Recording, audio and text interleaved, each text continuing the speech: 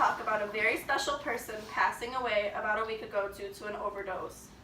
I trained in boxing from ages 16 to 19. I had one trainer over the course of these few years, and it was Justin. He was my inspiration to be better and one of my closer friends. He had one son by the name of Christopher, who was 6 years old.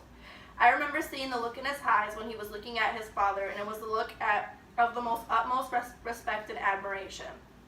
Justin struggled with drugs in the past, but as years carried on and he suffered through numerous hardships, he overcame everything and powered through successfully.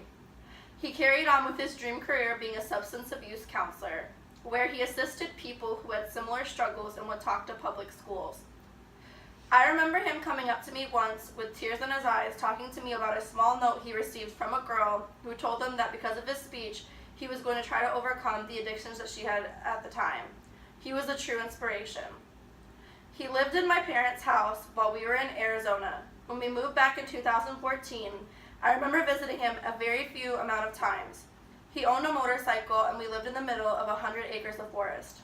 He would talk to me about how he just loved the smell of the fresh air and take on the world one day at a time. I remember thinking to myself that I wanted to be just like him one day. He loved his son, his pit bull, Katy Perry, competitive boxing, and helping others. Telling you that I am devastated for his death is an understatement. I can't help but blame myself for not understanding that his smile was fading and that he was becoming increasingly more and more sad. I hope that one day I, his friends, his family, my family, his acquaintances can overcome this and one day appreciate the part he had in this world instead of being full of grief. I also think it's important to know that for the past 5 days, I have been uncontrollably crying and really sad and upset. But I had this one friend in high school. His name was Conrad.